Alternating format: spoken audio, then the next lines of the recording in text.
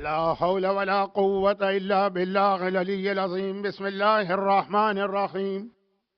الحمد لله الملك الحق المبين، والصلاة والسلام على سيد العالمين أبي القاسم محمد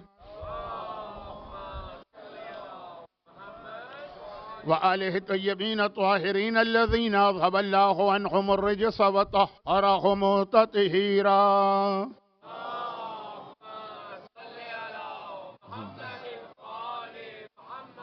سيما للإمام المنتظر والحجة الثانية شرجل اللهم له الفرج، ولعنة الله على أعدائهم أجمعين من الأزل إلى الأبد. أما بعد، فقد قال الله عز وجل في محكم كتابه الكريم: بسم الله الرحمن الرحيم. وقد لبثت فيكم أمرا من قبله أفلا تعقلون. وقال: إنك لعلى خلق عظيم. وقال: لقد جاءكم رسول من أنفسكم عزيز عليه ما عنتم حريص عليكم بالمؤمنين رؤوف رحيم.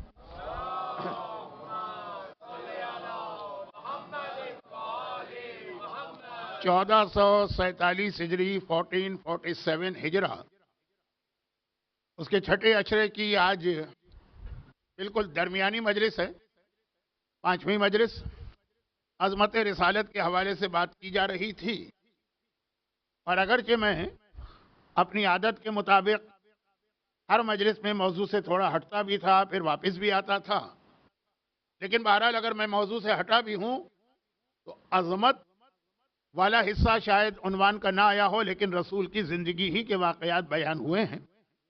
ایک وضاحت جو مجھے مجلس کے آخر میں کرنا چاہیے، لیکن چونکہ مجلس پڑھتے پڑھتے بعض اوقات بلکہ روزانہ ہی بات اتنی لمبی ہو جاتی ہے کہ آخر میں وضاحت کا موقع نہیں ملتا ہے، اور بات ٹلتی چلی جا رہی تھی، تو میں نے سوچا کہ شروع میں وضاحت کر دوں، چاہے جس مجمع کے لیے یہ وضاحت کی جا رہی ہے وہ یہاں نہ بھی ہو، ابھی میری ایک ذمہ داری پوری ہو جائے گی. جو لوگ صف اعضاء کی اہمیت کو نہیں سمجھتے ہیں اور وہ مجلس کو صرف ایک مثلا ایک لیکچر کے طور پہ لیتے ہیں، تقریر سنیں گے، چلیں کچھ باتیں سننے کو ملیں گی، ان کے لیے امام بارگاہ میں آنا یا اپنے گھر میں ڈرائنگ روم کے صوفے پر بیٹھ کر، اور جو اب جملہ میں کہہ رہا ہوں یہ میں نے دیکھا ہے اپنی آنکھوں سے، ڈرائنگ روم کے صوفے پہ بیٹھ کر ایک ہاتھ میں کافی کا مگ، دوسرے ہاتھ میں پاپ کارن کا تھیلا لے کے مجلس سننا برابر ہوتا ہے. امام بارگاہ میں آئیں اور یہاں آئیں، کوئی فرق نہیں، مجلس ہی تو ہے نا، بیان ہی تو ہے نا، قرآن اور حدیث کی باتیں تو ہے نا، بلکہ وہاں کچھ زیادہ آرام اور اطمینان سے ہو سکتا ہے اور آدمی ذرا کمفرٹیبل ہوتا ہے. اور یہاں مجلس میں آپ بیٹھے ہیں، پتہ نہیں کتنے لوگ آپ سے کانٹیکٹ کر رہے ہوں گے موبائل کے اوپر. اب ایک احترام مجلس ہے، گھر میں ہے تو مجلس بھی چل رہی ہے، موبائل بھی چل رہا ہے، واٹس ایپ بھی چل رہا ہے، میسج بھی چل رہے ہیں، بات بھی ہو رہی ہے، تو ان کے اعتبار سے کوئی فرق نہیں پڑتا، یہ ہو کہ وہ. لیکن کوئی خاص وجہ ہے کہ اسلام نے صف اعضاء کو قائم کرنے اور اس پر آ کر بیٹھنے کو اتنا زیادہ تاکید کے ساتھ بیان کیا. اگرچہ ایک اشارہ حدیث قصہ کے آخر میں بھی ہے کہ جہاں لوگ، جہاں مومنین جمع ہوں، الگ الگ بکھرے ہوئے نہیں کہ ایک اس بلڈنگ میں ہے، ایک اس ولا میں ہے، ایک اس مکان میں ہے، ایک وہاں پہ ہے، نہیں، جمع من شیعتنا، جمع ہوں، ایک جگہ پہ ہوں، ایک صف پہ بیٹھے ہوں. حدیث قصہ میں ایک اشارہ ہے اور بہت واضح، مگر اس سے زیادہ تاکید آئی ہے عزاداری کے حوالے سے. تو اس لیے میں بات کو لمبا نہیں کر رہا ہوں، لیکن ایک وضاحت ضروری ہے. اس لیے بعض اوقات، بلکہ شاید اکثر اوقات، جب میں دعا کرتا ہوں آخر مجلس میں تو فقط انہی لوگوں کو شامل کرتا ہوں کہ جو زحمت اٹھا کر گھروں سے نکل گئے. جو نہیں آ رہے ہیں وہ اسی لیے نہیں آ رہے ہیں کہ زحمت ہوگی، تو جو آ رہے ہیں یہ کون لوگ ہیں؟ نادان ہیں، بے وقوف ہیں، احمق ہیں، پاگل ہیں، نعوذ باللہ. مثلا یہ زحمت اٹھا کے کیوں آ رہے ہیں؟ یہی چیز ان کو اپنے گھر میں بھی آرام سے مل سکتی ہے جو آپ لوگوں کو مل رہی ہے. میں ان لوگوں سے بات کر رہا ہوں جو یہاں نہیں آتے ہیں اور مجلس بھی سنتے ہیں. تو یہ جو یہاں آ رہے ہیں، میں خاص انہی کے لیے دعا کرتا ہوں. اور جیسا کہ واقعات میں بھی ہے کہ شہزادی کونین بھی جب آتی ہیں تو انہی عزاداروں کے جہاں پہ جوتیاں اتاری جاتی ہیں اس کے قریب کہیں تشریف فرما ہوتی ہیں. تو اس اعتبار سے دعا کے اندر بعض اوقات میں یہ جملہ بھی شامل کر دیتا ہوں. لیکن یہاں پہ اب یہاں سے مطلب میں زیادہ وضاحت نہیں کرنا چاہتا. یہاں پر ہو سکتا ہے کہ کوئی مجبوری بھی ہو لوگوں کے نہ آنے میں. کراچی ہو کہ لاہور ہو کہ ٹورنٹو ہو کہ واشنگٹن ہو کہ نیو یارک ہو کہ دنیا کے باقی سارے علاقے، وہاں وہ مجبوری نہیں، یہاں ہو سکتا ہے مجبوری بھی. دبئی سے یہاں آنا اور واپس جانا 3 گھنٹے سے 4 گھنٹے لگ جائیں گے. ہو سکتا ہے کہ یہاں پارکنگ کا بہت شدید مسئلہ ہو، اگرچہ ساری دنیا میں آج کل مسئلہ ہے لیکن یہاں کسی اور انداز. یہ ایک سبب ہو سکتا ہے. تو جس انداز سے میں دعا مانگ رہا ہوں وہ دعا تو اسی طرح رہے گی. لیکن واقعاً جو جینین مجبوری والے لوگ ہیں، چاہے وہ کوئی 1-2 آدمی ہوں، کچھ بیمار ہوں گے، کچھ بستر پہ ہوں گے، طاقت نہیں ہوگی آنے کی، کوئی ان کو لانے والا نہیں ہوگا، اور کچھ یہ جو میں نے 2-4 چھوٹی چھوٹی باتیں بتائیں، وقت میں ضائع نہیں کرنا چاہتا. تو چاہے میں دعا میں یہ کہہ دوں کہ جو لوگ یہاں سب پہ ہیں لیکن جو مجبوری کی وجہ سے نہیں ہے وہ اس دعا میں خود بخود شامل ہے. اور ایک چیز جس کی وضاحت بہت ضروری ہے لیکن وہ آخر مجلس میں ہی ٹھیک رہے گی، پھر بھی جلدی سے کہہ دوں، ہمارے یہاں روایات میں بھی ایک لفظ آیا ہے اور آداب میں بھی ہمارے یہاں لفظ ہے. آداب جو ہمیں ہمارے بزرگوں نے سکھائے کہ اگر کسی وجہ سے مصائب کے بیان میں کسی کو رونا نہیں آ رہا ہے، کوئی وجہ ہو سکتی ہے وقتی، تبھی رلا یا رونے والوں جیسی شکل بنائے. تو اس آداب مجلس میں یہ ہے کہ مصائب ہو رہے ہوں تو آدمی کم از کم سر جھکا کے ایسا تاثر دے. یہ جو میں کہہ رہا ہوں یہ وہ روایت کا جملہ تباہ کی، رونے والوں جیسی کیفیت ہو. یہ جو بہت سے لوگ منہ اٹھا کے اس طرح سے سنتے رہتے ہیں کہ جیسے نعوذ باللہ کوئی قصہ کہانی سن رہے ہیں، وہ بعض اوقات ہم لوگوں کا کام تربیت کرنا ہے. یہی بچے ہیں، یہ باتیں سنیں گے تو بڑے ہو کے اس پہ عمل کریں گے. لیکن یہ جملے آنے چاہیے تھے بالکل مصائب کے قریب. تو آج تو نہیں، ہو سکتا ہے کہ میں کل وضاحت کروں، کیونکہ پرسوں کائنات میں قیامت کی اہم ترین راتوں میں سے ایک رات. اہل بیت کے سارے مصائب کا سمجھے آغاز ہی وہ پرسوں رات جو وفات کے شہادت کی رات. قرآن کریم کی جس آیت کی آج میں نے تلاوت کی، ایک تو وہی آیت ہے جو پہلے دن سے سورہ اعراف کی آیت کے ساتھ ساتھ تلاوت کی جا رہی ہے. یہ سورہ توبہ کی آیت، ترجمہ بھی نہیں کر رہا ہوں کہ آج وقت نہیں ہے، ویک ڈے کی مجلسیں ہوتی. پیغمبر اسلام کے اس میں 4 خصوصیات، 4 القاب بیان کیے گئے. اب میں بہت مختصر کر دوں. عزیز، حریص، رؤوف، رحیم. اس آیت میں پیغمبر کو خطاب کیا گیا ہے یا پیغمبر کا تعارف کرایا گیا ہے، انٹروڈکشن. اب قرآن کریم تو جگہ جگہ رسول کا قصیدہ پڑھ رہا ہے. مزمل بھی قرآن نے ہی کہا، مدثر بھی قرآن نے ہی کہا، یاسین بھی قرآن نے ہی کہا، طٰہٰ بھی قرآن ہی نے کہا.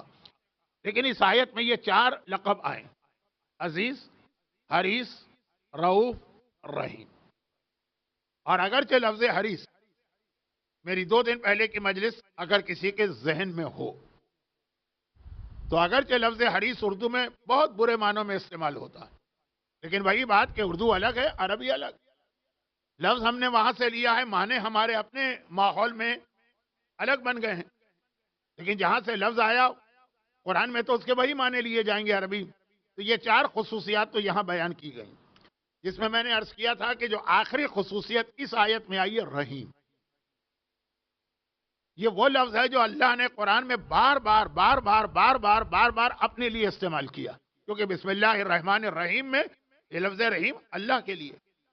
اور بسم اللہ قرآن میں کتنی جگہ آئی ہے ہر ایک کو معلوم ہے. میں اس کی مزید وضاحت نہیں کر رہا کہ ایک سورے میں نہیں بھی ہے تو اس سورے میں کمی پوری ہو گئی ہے جس کی ایک آیت کی تلاوت آپ روز کر رہے ہیں. امن یجیب المضطر اذا دعاہ ویکشف السوء. یہ آیت جس سورے کی ہے سورہ نمل، اسی میں وہ جو ایک رحیم کم ہو رہا تھا وہ پورا ہو گیا. لیکن یہی لفظ رحیم، صفت رحیم، خصوصیت رحیم، فضیلت رحیم سورہ توبہ میں رسول کو عطا کی گئی. یہ آج کا موضوع نہیں تھا، یہ تو صرف وہ جو آیت تھی اس کے حوالے سے بات تھی. لیکن اس کے علاوہ بھی قرآن جگہ جگہ پیغمبر کا قصیدہ پڑھ رہا ہے، جن میں ایک آیت سورہ قلم کی وہ ہے جو ابھی میں نے تلاوت کی. کیونکہ یہ آیت جو آج میں نے تلاوت کی یہ آیت کل رات کی مجلس کے آخری حصے کے ایک ٹکڑے سے ریلیٹڈ ہے. تو ہماری آج کی مجلس کل رات کی مجلس کے آخری حصے سے ملے گی، اور آج کی مجلس جہاں ختم ہوگی، جو مصائب اور غم کا بیان ہوگا، یہ کل شب جمعہ کی مجلس کا پہلا حصہ بنے گا. تو خیر، یہ تو زیادہ اعلانات ہو گئے، آپ اعلانات سننے تو نہیں آئے ہیں. سورہ قلم کی آیت، سورہ قلم کی آیت، جو آیت میں نے ابھی تلاوت کی ہے، اس سے پہلے قرآن نے پیغمبر کا تعارف کراتے ہوئے کہا وَأَمَّا بِنِعْمَتِ رَبِّكَ وَمَا أَنْتَ بِنِعْمَتِ رَبِّكَ مجنون. اے رسول تم مجنون نہیں. کل بات آ رہی تھی نا کہ پیغمبر پہ ایک تہمت لگائی گئی شاعر ہیں، ایک تہمت لگائی گئی کہ جادوگر ہے، ایک تہمت لگائی گئی کہ مجنون ہے. شاعر اور ساحر پھر بھی قابل برداشت، بالکل پیغمبر کی شان کے حوالے سے کوئی چیز قابل برداشت نہیں، لیکن پھر بھی اس دو چیزوں میں وہ خرابی پوشیدہ نہیں ہے جو لفظ مجنون، پاگل. اس کا ترجمہ غالباً انگریزی میں کریزی کیا جاتا ہے، لیکن شاید اس سے بھی زیادہ سخت لفظ آنا چاہیے. تو سورہ قلم کی یہ آیت یہ نہیں کہہ رہی ہے کہ رسول شاعر نہیں ہے، یہ رسول نہیں کہہ رہی ہے شاعر نہیں، یہ کہہ رہی مجنون نہیں ہے. اور یہ جو پیغمبر پہ ایک تہمت لگائی گئی پیغمبر کے ذہن کے حوالے سے، اس کا جواب قرآن نے دیا کہ مجنون نہیں. اور اس کے بعد پھر یہ پیغمبر کی ایک اور خاصیت بیان کی ہے جو آج کی مجلس کے شروع میں. اب میں یہاں بتا دوں کہ جس آیت کی میں نے تلاوت کی ہے آج کی مجلس کے شروع میں، وہ ہے وَإِنَّكَ لَعَلَىٰ خُلُقٍ عَظِيمٍ. اے رسول تو عظیم ہے. اب یہ عظیم وہ ہے جو آپ دن اور رات میں کتنی ہی مرتبہ اللہ کے لیے لفظ استعمال کرتے ہیں. بہرحال یہاں آنے والا سارا مجمع نمازی، بلکہ گلف میں رہنے والے اکثر لوگ نمازی بن ہی جاتے ہیں، چاہے وہ جب اپنے وطن چھٹیوں پہ جائیں تو ساری نمازیں ختم ہو جائیں، چاہے جب یہاں سے پرماننٹ کہیں اور جگہ شفٹ ہو جائیں تو وہ نمازیں ختم ہوتی ہے. یہاں کا ایک ماحول ایسا کہ پڑھ ہی لیتے ہیں لوگ نماز، اور نماز کی ہر رکعت میں آپ کم از کم ایک بار تو کہتے ہیں سبحان ربی العظیم، پاک ہے میرا وہ رب جو عظیم ہے. نماز میں آپ بار بار یہ اعلان کر رہے ہیں کہ میرا رب عظیم، میرا رب عظیم. یا اللہ کی خاص صفت جو آپ نے نماز میں رکوع کے عالم میں بیان کی، اور یہی لفظ عظیم اللہ نے اپنے حبیب کو عطا کیا. میں عظیم ہوں اور تو بھی عظیم. اچھا، اب یہ جو لفظ عطا کیا ہے، پیغمبر کی خاصیت تو بتا رہا ہے قرآن، لیکن اس کا ایک بیک گراؤنڈ بھی ہے. اس سے پہلے اس کا بیک گراؤنڈ ہے سورہ زخرف کی آیت نمبر 31. لیکن اس سے پہلے یہ جو سورہ قلم کی دو آیتیں میں نے ابھی تلاوت کی ہیں، ایک میں رسول کے بارے میں کہا گیا کہ یہ مجنون نہیں، دوسرے میں کہا گیا یہ عظیم. یہ وہی سورہ ہے جس کی سیکنڈ لاسٹ آیت بہت اہم آیت بن جاتی ہے.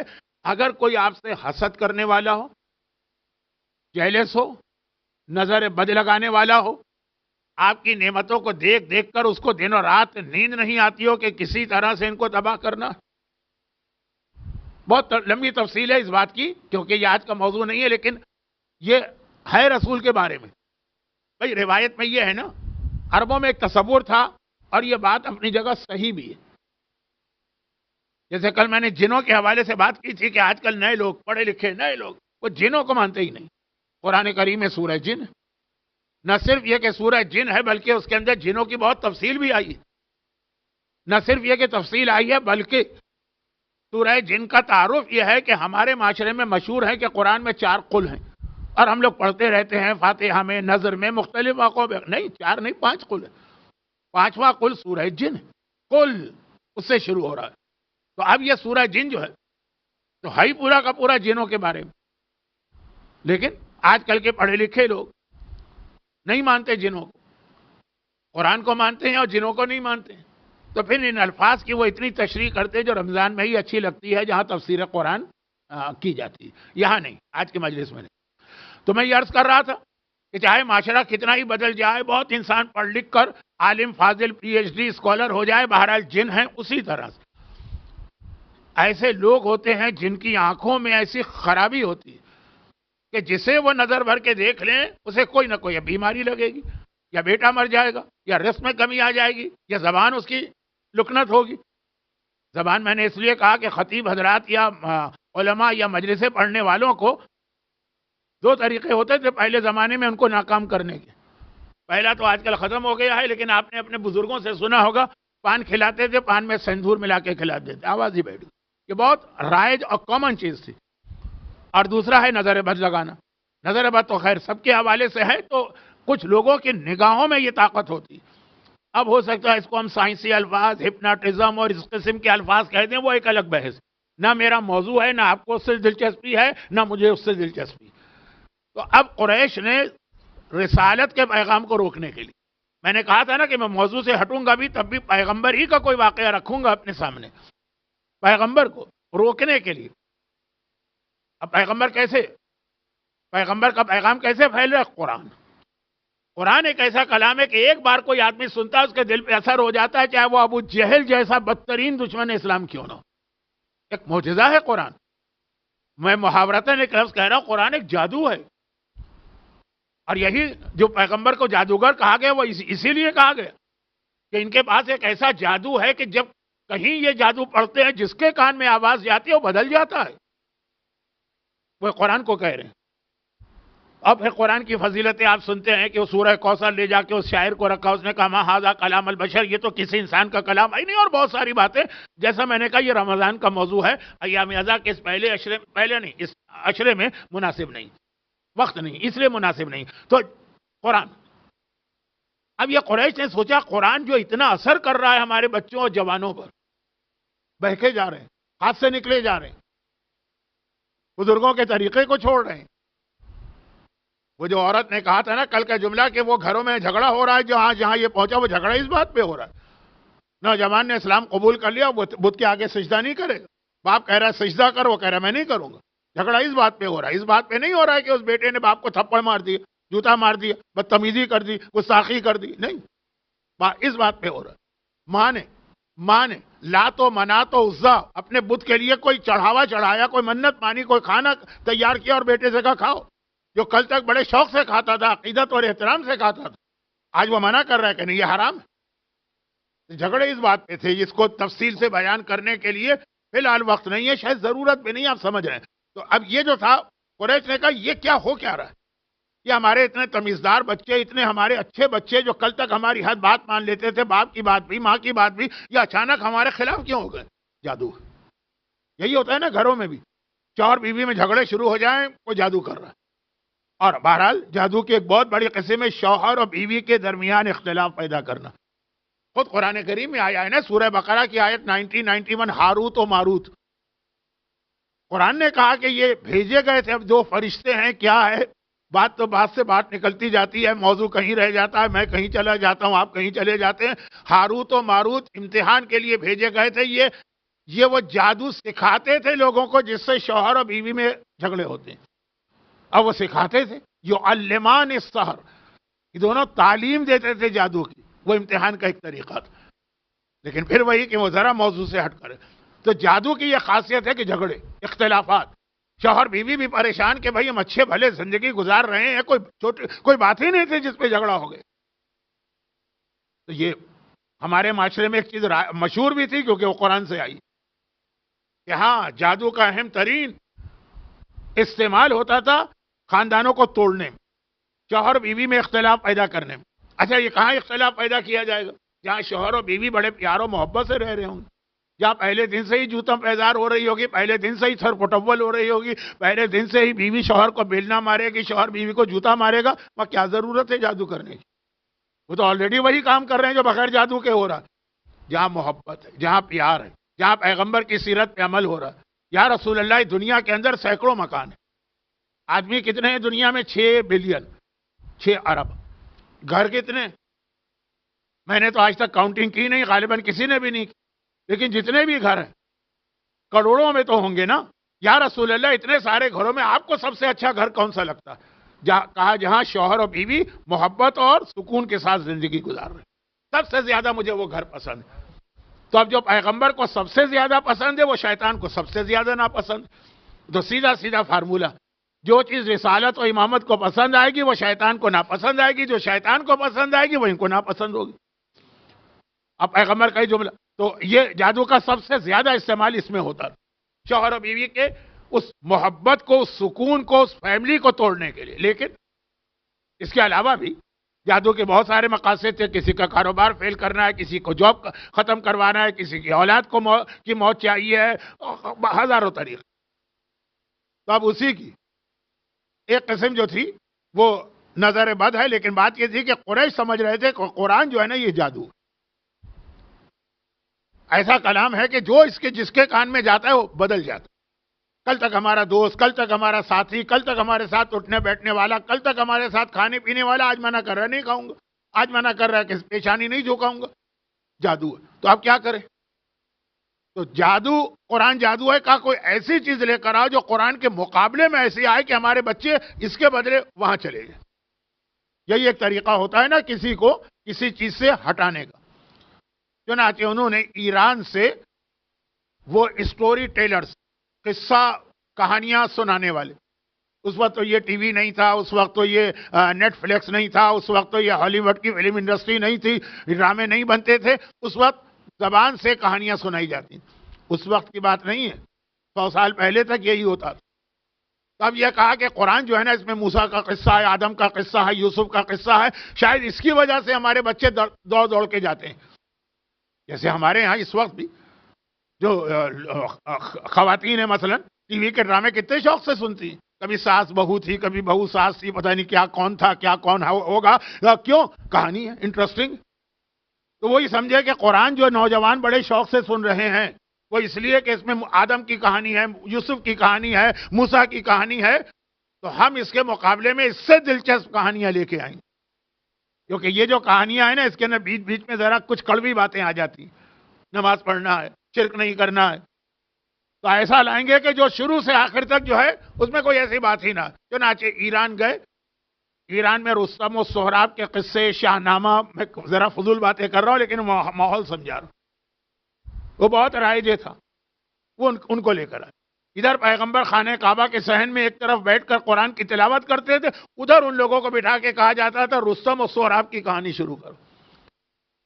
جیسے ہمارے ہندوستان میں داستان امیر حمزہ تھی، یا طلسم اچربا تھی، یا بچوں کو بتائے کیا ہیری پوٹر ہے، لارڈز آف رنگز ہے. یہ ساری چیزیں کیا ہیں؟ خالی نام بدل کے انگریزی میں ہو گئے، چیز ایک ہی ہے نا. اب وہ لائے گئے اور ان کو لا کر پیغمبر کے سامنے بٹھایا گیا کہ بھئی کون قرآن کا وہ خشک کلام سنے گا جہاں کہانی کے بیچ بیچ میں کہانی بن کے نہیں آتی ہے، کہانی کے اندر کوئی کڑوی بات ہوتی ہے اس لیے کہانی آئی. ادھر جائیں گے. سورہ لقمان کی شروع کی 5 آیتیں پڑھ لیجیے. وَمِنَ النَّاسِ مَن يَشْتَرِي لَهْوَ الْحَدِيثِ. لَهْوَ الْحَدِيث، حدیث عربی میں کہتے ہیں بات چیت کو، حدیث قصہ بولنا. کہ جو یہ لہو حدیث لے کر آتے ہیں، یہ کہانیاں، یہ قصے، یہ ناول، یہ داستانیں، یہ لارڈ آف رنگ، یہ ہیری پوٹر، یہ جو لوگ خرید کے لاتے ہیں. پھر قرآن نے مذمت کی ہے. تو کیوں مذمت کی ہے؟ کیونکہ یہ لوگ قرآن کو صرف لوگوں کو روکنے کے لیے آئے تھے. اب یہ سیرت رسول کا بہت اہم حصہ. پیغمبر کو جو روکا جا رہا ہے تو وہ پتھر، کانٹے بچھانا راستے میں، وہ سارے بات کے مرحلے تھے. پہلے نرمی سے بات شروع گئی قرآن کی. ایک یہ. دوسرا، ایسے لوگ لائے گئے جو عرب میں بہت تھے جن کی آنکھوں کی یہ خاصیت تھی جو میں نے شروع میں بتا دی. اب میں اس کو ریپیٹ نہیں کروں گا. تو تقریباً آدھا گھنٹہ ہو رہا ہے مجلس کا. کہاں گئی مجلس؟ ابھی تو ایک طرح سے شروع بھی نہیں ہوئی ہے لیکن جلدی سے. ان کا کام تھا گھور کے دیکھنا کسی چیز کو، اور ان کی اسپیشلٹی یہ تھی کہ جس چیز کو وہ گھور کے دیکھیں گے وہ چیز تباہ ہو جائے گی، فنا ہو جائے گی، خراب ہو جائے گی. خانہ کعبہ کے صحن میں ان کو لا کے بٹھایا گیا. وہ پیغمبر کے سامنے بٹھائے گئے. یہ قصہ کہانی سننے والے دوسرے کونے میں بٹھائے گئے. وہ ادھر قصہ شروع کرتے ہیں تاکہ لوگ ادھر چلے جائیں. اب میں بہت بہت بہت احتیاط سے ایک جملہ کہہ رہا ہوں کیونکہ میں نہیں چاہتا کہ مجلس کی توہین ہو، عزاداری کی توہین ہو، صف اعضاء کی توہین. کرکٹ کے بعض میچ اتنے دلچسپ ہو جاتے ہیں کہ مجلس کا وقت آتا ہے لوگ مجلس چھوڑ دیتے ہیں کہ مجلس تو ہر دفعہ سنتے رہیں گے. یہ T20 کے آخری 2 اوور تو کہیں دیکھنے کو نہیں ملیں گے. پتہ نہیں اس میں کتنے چھکے لگے. سنا ہے کہ آخری اوورز میں بہت چھکے لگتے ہیں. یہ میری فیلڈ نہیں ہے لیکن کسی نے بتایا کہ 19 جو اوور نمبر 19 ہے وہ بڑا اہم ہوتا ہے اور بہت ہی زیادہ تجربے کار بالر کو دیا جاتا ہے کہ سارا فیصلہ اسی میں ہوتا ہے. خیر وہ چھوڑیے، نہ یہ میرا موضوع ہے نہ ممبر اس کام کے لیے، لیکن بتا رہا ہوں کہ کوئی نئی بات نہیں. اس کے سامنے دلچسپ چیز، انٹرٹینمنٹ کی چیز لانا تاکہ اسلام کی خشک باتیں چھوڑ کے لوگ وہ تر و تازہ باتیں سننے جائیں. یہ وہاں تھا. اور سامنے بٹھایا پیغمبر کے، پیغمبر کو دیکھتے رہو گھور گھور کے، تاکہ تمہاری نظر بد کی وجہ سے پیغمبر بیمار پڑ جائیں. قرآن کریم کے آخری 2 سورے اس یہودی کی لڑکی کے لیے ہیں جس نے پیغمبر پہ جادو کرنا چاہا تھا، لیکن وہ فی الحال میرے موضوع سے باہر ہے. تو وہ بات کا مرحلہ تھا، وہ مدینے کا مرحلہ تھا، ابھی مکہ. تو اب اس کے روک تھام کے لیے قرآن نے کیا کیا؟ سورہ قلم کی آخری 2 آیتیں نازل کی، جو آج بھی گھروں کے تحفظ کے لیے اور انسان کو نظر بد سے بچانے کے لیے بہترین عمل ہے. میں یہ تو نہیں کہوں گا قرآن کی بہترین آیت ہے، ہر آیت بہترین ہے، لیکن آج بھی وہ آپ میں سے اکثر کے گھروں میں دیواروں پہ لگی ہوئی بھی میں نے دیکھی. خاص طور پہ جو زیارت سے لوگ آتے ہیں وہ قالین لے کر آتے ہیں دیوار پہ لٹکانے والے، یہ آیت اس میں لکھی بھی، لیکن یہ آج کا موضوع نہیں ہے. تو آنے والے کل کا ہوگا شب جمعہ، شب دعا، کچھ باتیں وہاں. تو بات سورہ قلم کی ہو رہی. سورہ قلم کے شروع میں پیغمبر کے اوپر لگنے والے اس الزام کے یہ پاگل ہیں، اس کا جواب دیا گیا. پھر ایک خاصیت بتائی گئی، آخر میں وہ علاج بتایا گیا جس کی پیغمبر کو ضرورت نہیں تھی. اس کی آنکھوں میں ایسی طاقت ہے کہ پیغمبر کو بیمار ڈال دے، لیکن پیغمبر کے ذریعے سے ہمیں اور آپ کو ایک تحفہ دیا گیا. بیچ میں ایک آیت آتی ہے اور بڑی اہم آیت. یہ میں لفظ اہم کہہ رہا ہوں کیونکہ یہاں پہ قرآن نے اپنا پورا اسٹائل چینج کر دیا. قرآن کا جو طریقہ ہے پورے قرآن میں صرف 2 جگہ پہ قرآن نے اشارتاً ایک ایسا انداز اختیار کیا جو نئے آدمی کو تعجب میں ڈالے گا. جب ایک گناہگار کو کتا کہا، پہلی مجلس یا دوسرے مجلس میں اشارہ آیا تھا، مثلہ مثل الکلب. اور سورہ جمعہ کے اندر ایک گروہ کو گدھا کہا گیا، کم اصل الحمار یحمل اسفارا. یہ ویسے قرآن کا عام اسٹائل نہیں، لیکن چلے وہ ایک ایک لفظ تھا. سورہ قلم کے اندر دیکھیے کہ جہاں کہا کہ پیغمبر مجنون ہے، اس کے بعد کی آیت ہے. پہلے قرآن نے کہا مجنون نہیں، عظمت رسالت یہی تو ہے. پھر کہا یہ ہیں کون، ان کو پہچانو، یہ بتایا. پھر اس کے بعد قرآن نے کہا وَلَا تُطِعْ كُلَّ حَلَّافٍ مَّهِینٍ ہَمَّازٍ مَّشَّاءٍ لِلنَّمِیمٍ مُعْتَدٍ أَثِیمٍ مَّنَّاعٍ لِلْخَیرِ عُتُلٍّ بَعْدَ ذَلِکَ زَنِیمٍ. ایک ایک لفظ ایسا ہے، ایک ایک لفظ. خبردار اس کے قریب بھی نہ جانا. کل حلاف، جھوٹی قسمیں کھانے والا. مہین، اہانت سے نکلا، انتہائی پست اور ذلیل ہے وہ انسان. یہ قرآن کہہ رہا. حماز، ویل لکل ہمزۃ لمزہ. جو ہمزہ وہ حماز ہے، غیبتیں کرنے والا، برائیاں کرنے والا. حمازن بھی نہیں، مناع للخیر، خیر سے منع یعنی روکنے والا. خود بھی نیکی نہیں کرتا ہے، دوسروں کو بھی نیکی سے روکتا ہے. معتدن، آج کل پاکستان میں ایک لفظ بہت استعمال ہوتا ہے سیاسی دنیا میں اور اب مذہبی دنیا میں بھی. بولا چیز ہماری ریڈ لائن ہے، اس کو کراس نہ کرنا. ہر چیز برداشت کر لیں گے، یہ ریڈ لائن کو کراس نہ کرنا. یہ ہے معتد، حد سے تجاوز کرنے والا. جو ایک ریڈ لائن اللہ نے بنا دی ہے دین کے اندر، اس کو جو کراس کرے گا معتد. اسیم، اسم عربی میں سے والا اسم، گناہ کو کہتے ہیں. اسیم یا گناہگار. عتل، انتہائی بد اخلاق، بد مزاج، جھگڑالو. عتل بعد ذالک زنین. اور ان سب کے بعد خرابی یہ ہے کہ اس کے باپ دادا کا پتہ نہیں، اس کی نسل خراب. دیکھیے قرآن ایک کے بعد ایک کے بعد ایک کے بعد ایک کے بعد ایک کے بعد 8-9 الفاظ لا رہا ہے جو سارے کے سارے اپنی جگہ ایک ایک لفظ ہے کسی کی عزت ختم کرنے کے لیے کافی ہے. کہ حلاف بھی ہے، حماز بھی ہے، مناع للخیر بھی ہے، معتد بھی ہے، اسیم بھی ہے، عتل بھی ہے، زنیم بھی ہے. ایک ایک لفظ. یہ اچانک قرآن کو ہوا کیا؟ اتنا بہترین کلام، اللہ کا اتنا سوبر قسم کا کلام، دلوں پہ اثر کرنے والا کلام، یہ بھی اثر کرتا ہے لیکن انداز بالکل بدل گیا. نعوذ باللہ من ذالک. میں توہین والی مثال نہیں دے رہا ہوں کہ کبھی ایسا لگتا ہے کہ جب 2 آدمی ایک دوسرے سے لڑتے ہیں، خصوصاً 2 عورتیں، تو ایک دوسرے کو جس طرح باتیں سنانا شروع کرتی ہیں، ایسا لگتا ہے ایک دم قرآن کا یہ انداز ہو گیا. کہا یہ ساری باتیں قرآن نے ایک آدمی کے لیے کہی ہیں، صرف ایک کے لیے. قرآن کے پاس اتنا ٹائم نہیں ہے کہ وہ ایک آدمی کے پیچھے اتنی ساری آیتیں دے دے. قرآن بہت شارٹ کتاب ہے, بہت مختصر, صرف کام کی بات کرتا ہے, آگے بڑھ جاتا ہے. میں اس سے پہلے بھی اس ممبر پہ کہہ چکا ہوں, پوری کہانی سنا دی حضرت خضر موسیٰ کی. بتایا ہی نہیں کہ خضر کون ہے, نام تک نہیں لیا. بس موسیٰ نے ہمارے ایک بندے سے ملاقات کی. اور ہمارے یہاں انڈیا پاکستان میں ساری بحث جناب خضر پہ ہوتی ہے کہ وہ نام کیا ہے, نبی تھے, نبی نہیں تھے, غیبی علم تھا. آج بھی لوگوں کی مدد کرتے ہیں کہ نہیں کرتے ہیں, جہاں سے جاتے ہیں سبزہ ہوتا ہے کہ قرآن نے ذکر تک نہیں کی, جبکہ پیغام بہت اہم تھا. موسیٰ جیسے نبی کو ان کا شاگرد بنایا جا رہا. حابیل قابل کا پورا واقعہ قرآن نے بیان کر دیا, نام نہیں لیا. کون تھے یہ دو بیٹے؟ ابن آدم, آدم کے دو بیٹوں کی کہانی سنو, خدا بندہ دونوں کے نام ہی رکھ دیتا. نہیں, کہ نام ہمارا موضوع نہیں, ہمارا موضوع ہے اصل پیغام. یہاں دیکھیں, اتنا مختصر گفت کلام کرنے والا قرآن, پتہ نہیں آج قرآن کو کیا ہو گئے.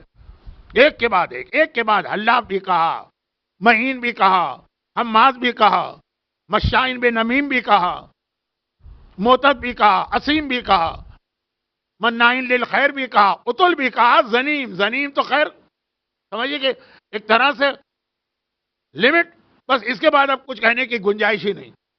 جو قرآن ڈائریکٹ کسی کے نسب پر اعتراض کر رہا, اعتراض نہیں کر رہا, حقیقت بتا رہا. کون تھا بھیا آدمی؟ کیا یہ ابو جہل تھا؟ جی نہیں, ابو جہل نہیں تھا. ابو جہل کے لیے آیت آئی, ارایت الذی یکذب بالدین فذلک الذی یدعو الیتیم, لیکن اتنی سخت آیت نہیں. کیا یہ ابو لہب تھا؟ نہیں, ابو لہب کے لیے آیت آئی تبت یدا ابی لہب, اتنی سخت آیت نہیں. یہ کون ہے کہ جس کے لیے قرآن تو ایسا لگ رہا ہے ایک دفعہ اسٹارٹ ہوا تو ہوتا ہی چلا گیا, اس طرح آگے بڑھتا چلا گیا. یہ ہے ولید ابن مغیرہ, جس کا نام بھی اکثر لوگوں نے نہیں سنا ہوتا, لیکن قرآن کی نگاہ میں وہ اتنا بدترین انسان ہے کہ قرآن نے 4 آیتیں اور 9 اس کی خرابیاں قیامت تک رہنے والے کلام میں رکھ دی. ایک اصول بتا رہا ہے قرآن.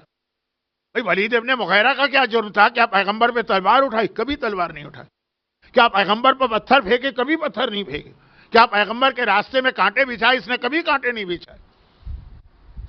کیا پیغمبر پہ کوڑے برسائے؟ کبھی نہیں. صرف اس لیے قرآن اتنی مذمت کر رہا ہے کہ اس نے پیغمبر کے لیے کہا تھا کہ یہ مجنون ہے. شاعر کہنے والوں کا قرآن نے اس طرح تذکرہ نہیں کیا. جادو کا پاگل مجنون ہمارے نبی کی عقل پہ اعتراض کر رہے ہیں. ہم ہر بات برداشت کر لیں گے لیکن اپنے نبی کی عقل کے حوالے سے کوئی جملہ برداشت نہیں کر سکتے. اس نے کہا تھا. یہ آدمی تھا ولید ابن مغیرہ. ہمارے ہاں اکثر ایک چلتا ہوا محاورہ, لڑائی ہوتی ہے نا, کہتے ہیں تم ہمیں 1 سناؤ گے, ہم تمہیں 10 سنائیں گے. یہ قرآن نے کیا. اس نے ایک جملہ کہا, قرآن نے 10 خرابیاں اس کے نکال کے رکھ دی. جہاں ہمارے حبیب کی بات آ جاتی ہے, نو کمپرومائز, کوئی مصالحت نہیں. تم نے ایک بات کہی, ہم تمہیں 10 جواب دیں گے اس کے. تو اب یہ اصول بنا, قرآن کا جھگڑا, اللہ کا جھگڑا. اب یہ لفظ اچھا تو نہیں ہے اللہ کے لیے, ولید ابن مغیرہ سے نہیں. جھگڑا ایک اصول کا کہ جو پیغمبر کی عقل پہ اعتراض کرے, چاہے کبھی کرے, کسی زمانے میں کرے, اللہ کی نگاہ میں وہ اتنا قابل مذمت ہے.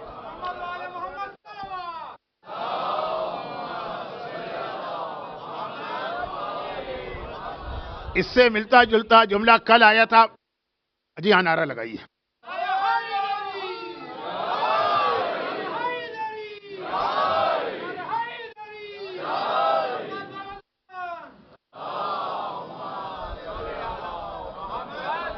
اس سے ملتا جلتا جملہ کل آیا تھا, تو کل آپ بہت دیر میں سمجھے تھے. جب میں بہت آگے نکل گیا تھا تب مجھ ذرا ہوش میں آیا کہ میں کیا کہہ گیا. آج الحمدللہ شروع سے ہی آپ سمجھ گئے کہ میری بات کہاں سے چلی اور کہاں ختم ہوئی. اچھا, یہ تو قرآن نے جو پیغمبر پر اعتراض کیا, تہمت لگائی, الزام لگایا, بہت سارے الزام لگے, مگر یہ والا الزام برداشت نہیں ہوا اللہ سے. اس کا جواب دیا. اور پھر جو ایک اصول ہوتا ہے, ہمیشہ کسی کی خرابی پھر نہیں بیان کی جاتی. بیان کرو خرابی, پھر سامنے والے کی اچھائی بھی بیان کرو. اس کو ہماری زبان میں, اسلامی زبان میں کہتے ہیں کہ تولا بھی کرو اور تبرہ بھی کرو. ادھر فضائل بھی بیان کرو, دشمنوں کی برائی بھی کرو, دونوں ساتھ ساتھ چلنا ہے. اب قرآن یہ تبرعی انداز ہے قرآن کا جو آپ نے سنا, اس سے بڑا تبرہ کیا ہوگا. اور ساتھ میں وہ جو آیت میں نے تلاوت کی جو اس سے ملی ہوئی آیت ہے, وہ تولائی انداز ہے. اے حبیب انک لعلی خلق عظیم, میں عظیم ہوں تو عظیم. لیکن اب وہ جو عظیم کا لفظ آیا ہے وہ کیوں آیا؟ وہ بھی ایک اعتراض تھا قریش کا, لیکن وہ ایسا اعتراض نہیں تھا جس پہ قرآن ولید ابن مغیرہ کی طرح سے مذمت شروع کرتا، لیکن اعتراض تھا، جواب دینا ضروری تھا۔ سورہ زخرف، یہ شاید سورہ کا نام بھی آپ نے نہیں سنا ہو سوائے ان کے کہ جو قرآن کی ریگولر تلاوت کرتے ہیں۔ سورہ 42 آیت نمبر 31۔ اب قریش کا اعتراض شروع ہو رہا ہے، عظمت رسالت کے مختلف پہلو۔ لولا نزل هذا القرآن على رجل من القریتین عظیم۔ بہت سارے اعتراض کیے نا قریش میں سے، کافروں میں سے ہر آدمی نے اپنے اپنے حساب سے اعتراض کیا۔ ایسا نہیں ہے کہ وہ سارے کے سارے اعتراض ایک آدمی نے کیے، ایک قبیلے نے ایک اعتراض کیا، دوسرے نے دوسرا اعتراض کیا، ہر آدمی اپنے حساب سے ایک الزام، ایک تہمت لگاتا۔ اب ایک اعتراض یہ تھا کہ لولا نزل هذا القرآن، اگر یہ قرآن اللہ کی طرف سے آیا ہے تو اللہ نے اس قرآن کو کیوں نازل نہیں کیا علی رجل، ایسے انسان پر، من القریتین، جو دو شہروں میں رہتا ہو۔ اس زمانے میں عرب کے اہم ترین مشہور ترین دو شہر کیا تھے؟ مکہ اور طائف۔ آج اگر آپ پوچھیں مشہور ترین شہر کیا، آپ کہیں گے مکہ مدینہ۔ بلکہ ہمارے ہاں بہت ساری ایسی خواتین ہیں دیہاتوں وغیرہ میں جن کے اعتبار سے تو مکہ مدینہ دو شہر بھی نہیں ہیں، وہ اس طرح سے زندگی بھر سنتی ہیں کہ ایک ہی شہر مانتی ہیں، مکہ مدینہ۔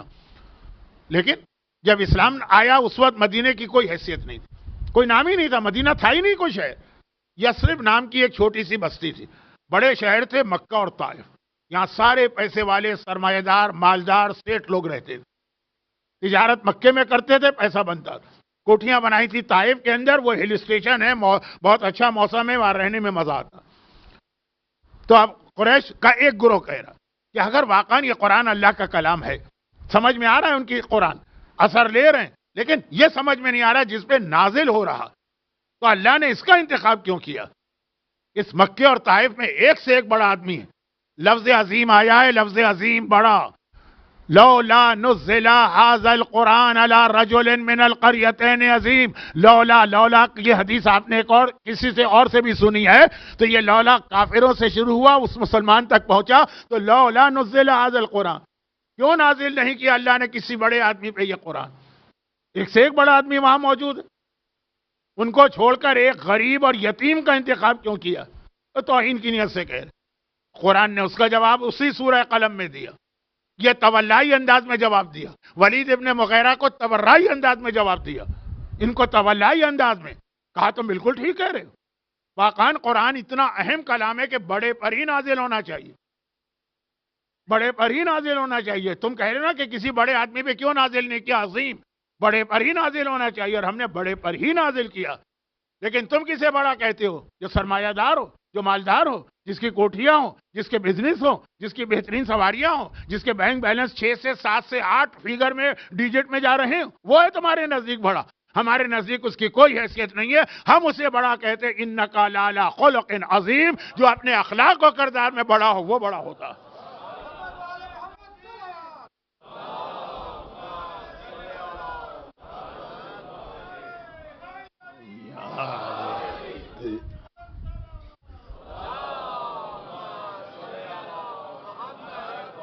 تم ڈھونڈتے پھرتے تھے نا کہ بڑے آدمی پہ نازل ہونا چاہیے قرآن، کائنات میں اس سے بڑا کوئی نہیں ہے، عظیم۔ یہ وہ عظمت رسالت میرا موضوع بھی ہے، وہی لفظ اس آیت کے اندر آیا۔ تو ایک سورہ قلم میں تبرائی انداز آیا جس نے پیغمبر پہ الزام لگایا، قرآن نے کتنی سختی سے جواب دیا، اور تولائی انداز آیا، پیغمبر کی فضیلت بتائی کہ میں بھی بڑا، سبحان رب العظیم و بحمدہ، اور میرا حبیب بھی بڑا ہے، لیکن اخلاق و کردار کا بڑا ہے۔ اور یہی توقع اور تقاضا پیغمبر ہر ماننے والے سے کر رہے ہیں کہ تمہارا اخلاق و کردار بڑا ہونا چاہیے، پیسے ہو کہ پیسے نہ ہو، دولت ہو کہ دولت نہ ہو، اچھا عہدہ ہو کہ نہ ہو، یہ بڑا ہونا چاہیے۔ اور اگر پیغمبر کے خلق عظیم کو دیکھ کر تم بس اس کو ایک طرح سے سجا کے الماری پہ رکھ دو، ہاں بھائی رسول بہت بڑے، اخلاق کردار کیا کہنا، اور تم کیا ہو؟ نہیں، ہمیں کیا ہونے کی ضرورت، ہمیں کوئی ضرورت ہی نہیں کچھ ہونے کی۔ تو پیغمبر اتنے ناراض ہیں، یہ لفظ سنیے، ناراض ہیں، اتنے ناراض ہیں کہ پیغمبر کا جملہ یہ ہے۔ اب دیکھیے، اب پیغمبر کا انداز دیکھیے تبرائی۔ پیغمبر کا جملہ ہے کہ میں ایسے مسلمانوں اور مومنوں کی شکل بھی نہیں دیکھنا چاہتا۔ ایک روایت جو میں اکثر پڑھتا ہوں لیکن آج اس لیے یہ اہم بن گئی ہے کہ کل رات کے مجلس کے آخر میں جو ایک بات آئی تھی کہ قریش نے مجنون کہا، تو ایک تو اس کا جواب کی وضاحت تھی کہ پھر قرآن نے کیا جواب دیا، اور مجنون کیوں کہا؟ تاکہ بچوں کو پیغمبر سے دور کیا جائے۔ تو پھر میں نے اس کے حوالے سے مولا کا کچھ تذکرہ کیا تھا بچوں کو۔ اب جہاں یہ بات آ گئی بچے، جو دین کے لیے بہت اہم ہے، کربلا کا میدان میں جو اکثر میں ایک روایت کا جملہ پڑھتا ہوں، ایک مقتل کی ایک ہی جملہ، جب 28 رجب کا قافلہ چل رہا تھا مدینے سے نا، اور سواریاں آ گئی تھیں، مسائب پہ ابھی نہیں آیا ہوں، جب سواریاں آ گئی تھیں تو پھر مولا نے شہزادی زینب کو پیغام دیا، وہ شریکت الحسین، زینب اب خواتین سے کہو، بیویوں سے کہو کہ وہ آ جائیں، سواریاں آ چکی ہیں، ہمیں چلنا ہے اور جلدی۔ کوئی اثر نہیں ہوا، نہیں نعوذ باللہ یہ غلط کہہ گیا، لیکن نتیجہ کوئی نہیں نکلا۔ دوبارہ فضا کو بھجوایا، بھائی جا کے میری بہن سے کہو کہ بیویوں کو لے کر آئیں، دیر ہو رہی، کوئی نتیجہ۔ جب تیسری مرتبہ کوئی نتیجہ نہ نکلا تو خود آقا حسین بیت الشرف میں گئے کہ دیکھو تو صحیح کیا وجہ ہے کہ بیویاں کیوں نہیں آ رہی۔ پوچھا بہن زینب کیا بات ہے، 3 بار پیغام آ گیا۔ زینب نے کیفیت بتائی، ہوا یہ تھا کہ جیسے ہی یہ پیغام آیا کہ چلنا، ہر بیوی تیار ہو گئی۔ امام کی زبان سے حکم آتا ہے، ابھی آخری لفظ بھی نہیں آتا ہے، عمل کرنے والے تیار ہو جاتے ہیں، اور یہ تو خاندان کی وہ خواتین تیار ہو گئے۔ اب تیاری کیا ہو رہی؟ سامان وغیرہ تو وہ کنیزیں اور غلام رکھیں، بچوں کو سنبھال رہی۔ رباب اپنے اصغر کو، جس کی عمر ابھی صرف 2 ہفتے یا 3 ہفتے، 10 رجب کو اگر علی اصغر کی ولادت ہے تو 28 رجب کو 18 دن کے تھے نا۔ یہ میں بہت پڑھتا ہوں اس لیے ذرا لمبا بیان ہو گیا، اس کو چھوڑتا ہوں، مختصر کرتا ہوں۔ تو رباب بھی اصغر کو لے کے گود میں لے کے تیار ہو، صغرا آ گئی۔ فاطمہ صغرا بیمار تھی، جب اصغر کی ولادت ہوئی تو فاطمہ صغرا بیمار تھی، اور ہر ایک کو پتا ہے کہ جو بیمار ہوتا ہے اسے نیو بورن بیبی سے ذرا دور رکھا جاتا ہے۔ نیا بچہ جو ابھی نئے سے مطلب جو ابھی نومولود ہے، ابھی دنیا میں آیا، بیمار سے اس کو دور رکھتے ہیں کہ وہ ابھی اس کا امیون سسٹم، یا اہل بیت کے لیے الفاظ صحیح نہیں ہے لیکن اہل بیت کے یہاں بیماریاں تو آتی ہیں نا، چاہے وہ اللہ کا امتحان ہو لیکن آتی ہیں نا بچوں کو۔ تو صغرا خود ہی اب تک اصغر کے قریب نہیں آئی، بیمار ہوں، صحت مند ہوگی، پھر اپنے بھائی کو گود میں لوں گی۔ بہن کو بھائی سے کتنی محبت ہوتی ہے، جابر کا واقعہ بھی میں نے بتایا، کل شہزادی زینب کا ذکر بھی کیا، اور یہ ساری باتیں بتانے کی کیا ضرورت، ہر شخص جانتا ہے۔ بھائی چاہے نالائق و نامعقول نکلے لیکن بہنیں تو بھائیوں سے محبت کرتی ہیں نا۔ تو صغرا آئیں کہ اماں رباب اب تک میں نے اصغر کو نہیں دیکھا، ایک لمحے کے لیے میری گود میں دے دی۔ رباب نے کہا لے بیٹی لے لے۔ صغرا نے گود میں لیا، اصغر کو دیکھا، ایک جملہ اصغر سے کہا، اسی طرح بچے اسی طرح باتیں کرتے ہیں، کہا اصغر بھیا سب مجھے چھوڑ کے جا رہے ہیں، کیا تم بھی مجھے چھوڑ کے چلے جاؤ گے؟ بھائی جملہ کیا تھا، قیامت تھی۔ اصغر ایک مرتبہ اس طرح بہن کے سینے سے چمٹ گیا، جب رباب نے واپس مانگا کیونکہ پیغام آ گیا ہے چلنا ہے، اصغر دیکھ ہی نہیں رہے، گود میں منہ چھپائے۔ حسین کا دوسرا پیغام آ گیا تو اب دوسری بیوی آگے بڑھی، ام فروا، مولا حسن کی بیوہ ہی نہیں ہے، رباب کی سگی بہن بھی ہیں، یعنی اصغر کی سگی خالہ ہیں، ماں کے بعد خالہ، وہ آگے بڑھی، کلثوم آگے بڑھی، لیلا آگے بڑھی، فاطمہ کبریٰ بڑی بہن، اصغر دیکھ ہی نہیں رہے۔ حسین کا تیسرا پیغام آ گیا، اب خود ثانیہ زہرا زینب کبریٰ وارث فاطمہ وہ آگے بڑھی، اصغر بیٹا میری گود میں آ جانا، اصغر آج دیکھ ہی نہیں رہے۔ چوتھی بار حسین آ گئے، زینب کیا بات ہے، کہا بھیا اصغر اس طرح سے مان نہیں رہا۔ حسین آئے، اصغر کے کانوں کے قریب منہ لے کے گئے جو اپنی چھوٹی بہن کی گود میں، ارے ایک جملہ کہا، ارے جملہ کیا تھا، کیا قیامت ہے کہ اصغر گویا اچھل کر باپ کی آغوش میں آ گیا۔ جملہ کیا تھا کہ اصغر بیٹا میں تجھے تیری بہن سے الگ نہیں کرتا، لیکن جو جہاد میں کرنے جا رہا ہوں اس میں کامیاب نہیں ہو سکتا جب تک کہ تو میرے ساتھ نہ ہو۔ بابا کو میری اتنی ضرورت ہے، یہ اصغر ہے، خاندان اہل بیت کی فرد، جو ایک دن کا بھی ہو تو ساری باتیں سمجھتا بھی ہے، عمل بھی کرتا۔ بابا کے جہاد کے لیے میرا وجود اتنا اہم ہے، ایک بار گود میں آ گیا۔ تو وہی جو بات میں کہہ رہا تھا، بچے چاہے کربلا کا اصغر ہو اور چاہے وہ پیغمبر کی رسالت میں مولا علی، وہاں سے لے کے اصغر تک، وہ جو ایک پیغام ہے کہ نہیں، بچوں کا بھی اپنا ایک رول ہوتا ہے، ایک اہمیت ہوتی ہے اسلام کے اندر۔ پیغمبر اسلام اسی لیے بچوں سے بہت محبت کرتے ہیں اور اپنی محبت ظاہر کرتے ہیں، بچوں کو بھی ذرا احساس ہو ہمیں عزت مل رہی، کائنات کا حکمران، کائنات کا سید، آج میں نے پیغمبر کا خطبے میں تذکرہ سید کائنات کے حوالے سے کیا. کائنات کا سردار خالی سردار نہیں ہے، سبب تخلیق کائنات. وہ ہمیں اتنی عزت دے رہا ہے، بچے بہت خوشی محسوس کرتے ہیں. پیغمبر کا ایک طریقہ. تو ایک دن پیغمبر مدینے کے ایک بازار سے گزر رہے ہیں، وہاں ایک چھوٹا سا پلے گراؤنڈ تھا، کچھ بچے کھیل رہے تھے. پیغمبر دیکھا، خوش ہوئے، چہرے پہ مسکراہٹ آئی. اس کے بعد ایک جملہ تھا، ویل لأولاد آخر الزمان. افسوس اس تباہی پر جو آخری زمانے کی اولاد پر آئی گی. اگر ہمارا زمانہ آخری زمانہ ہے، اب آنے والے کل کی مجلس شب جمعہ ہے، اگر میرے پاس وقت رہا تو میں تھوڑا ذکر زمانے کے امام کا بھی کروں گا. لیکن بہرحال آج کل بہت سارے ذہنوں میں تصور ہے کہ یہی آخری زمانہ. تو یہ آخری زمانے کے بچوں کو دیکھا، یہ بیٹھے ہیں کچھ بچے، ان کو دیکھ کے پیغمبر نے کہا افسوس وہ تباہی، وہ بربادی جو آخری زمانے کی اولاد پر آئی. اصحاب رسول تو ہمیشہ پیغمبر کے ساتھ ہیں، سنا سب نے، سب کے دماغ میں ذہنوں میں ایک ہی خیال ہے کہ یہ جو قریش مکہ تھے یا مکے کے کافر تھے نا، یہ ایسے تھے. نہیں، جملہ ایک رہ گیا، ایک لفظ، ویل لأولاد آخر الزمان من آبائہم. افسوس اس تباہی پر جو آخری زمانے کے بچوں پر آئے گی ان کے والدین کی طرف سے. سب کے ذہن میں آیا کہ ہاں یہ جو بت پرست ہے نا، مشرک، یہ اتنے سنگ دل ہوتے ہیں کہ اپنے ہاتھ سے بیٹیوں کو زندہ دفن کر دیتے ہیں. وہ ہوں گے کافر والدین. کہا امن آبائہم المشرکین، یا رسول اللہ وہ جو آخری زمانے کے بچے تباہ ہوں گے والدین کے ہاتھوں، وہ کیا مشرک ہوں گے؟ کہا نہیں، بل من آبائہم المسلمین والمومنین، یہ والدین مومن و مسلمان ہوں گے جو اپنی اولاد کو تباہ کریں گے. اب سب کے کان کھڑے ہوئے، ایک مومن ایک مسلمان وہ اپنی اولاد کو تباہ کرے. اچھا پہلے تو کچھ امکان تھا بھی نہیں، اب تو ہم خود جہاں بیٹھے ہیں وہاں امکان ہی نہیں. بھئی ہم نے اپنے بچپنے میں والدین سے کتنی مار کھائی ہے، ہڈیاں تک ٹوٹی. اور آپ میں سے ہر ایک جو میری ایج کا ہے یا مجھ سے تھوڑا چھوٹا بھی ہے، 20 سال. اب آج کل کتنے پیار سے محبت سے بچوں کو رکھا جاتا ہے، ہر ضرورت پوری کی جاتی ہے. ہمیں تو سوکھی روٹی ملا کرتی تھی بچپنے میں، جبکہ ماں ہم سے اتنی ہی محبت کرتی تھی جو ان بچوں کو آج برگر بنا کر اور نوڈلز بنا کر اور پیزا بنا کے دیتی. ہماری ماں ہماری دشمن نہیں تھی، لیکن اس زمانے میں تربیت کا یہی طریقہ تھا.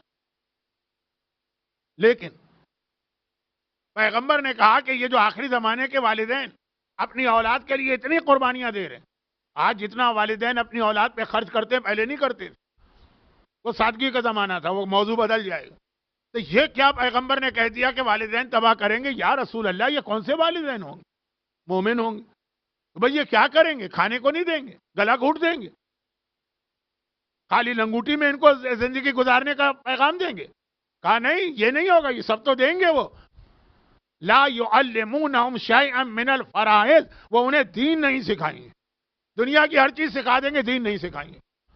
بلکہ اذا علموہم، کچھ بچے ایسے ہوتے ہیں نا کہ والدین ان کو روکتے بھی ہیں.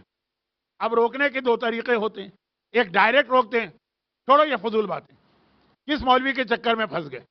اور کبھی انڈائریکٹ ہوتا، نہیں بہت اچھی بات ہے لیکن بیٹا ابھی تمہارا کیریئر بن رہا ہے، اسکول کی تعلیم کالج کی تعلیم اہم ہے، وہ ابھی سیکھنا، دین تو کبھی بھی سیکھ لو. اب یہاں ڈائریکٹ اس نے منع نہیں کیا، اہمیت مانی، نہیں بہت اہم ہے، دین کی تعلیم بھی ہے، دین بھی، لیکن اس کا وقت ہے، اس کا وقت نہیں. کبھی کبھار ہمارے یہاں دو چیزوں کے مقابلے میں یہ لفظ آ جاتا ہے جو میں ممبر پہ اس کی مثال دینا نہیں چاہتا کیونکہ وقت کم رہ گیا ہے اور آپ کے ذہن میں غلط فہمی ہو جائے گی. کبھی کبھار ایک لفظ آ جاتا ہے، جی ماتم کی قضا نہیں ہے، نماز کی قضا، اس لیے نماز چھوڑ دو یا قضا کر دو، ہے نا.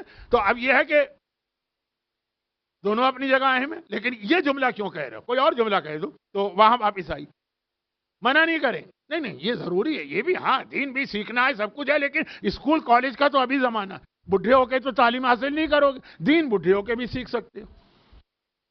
پیغمبر کہہ رہے ہیں کہ اچھا اب یہ بچے جو ہیں یہ ساری بات سنی، کچھ نیک بچے پھر بھی والدین کے ہاتھ سے نکل کے انہوں نے کچھ عالم کی صحبت اختیار کی، آن لائن کورسز کیے، کچھ دین سیکھا.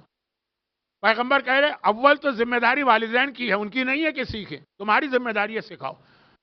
لیکن اگر تم نے نہیں سکھایا، اذا علموہ منعوہ، اگر وہ خود سے بھی سیکھنا چاہیں دین تو روک دیں گے والدین. جیسے میں نے 2-3 جملے کہے، وقت نہیں ہے، میں زیادہ آپ کا ٹائم بھی تھوڑا ویسٹ کر رہا ہوں، روک دیں گے. اچھا اگر ڈائریکٹ بھی نہیں روکیں گے تو ایک تیسرا طریقہ ہوتا ہے، وہ بھی اسی حدیث میں، ایک ہی حدیث میں پیغمبر نے ہمارے سارے بہانے جمع کر دیے. کہا اچھا وہ روکیں گے بھی نہیں.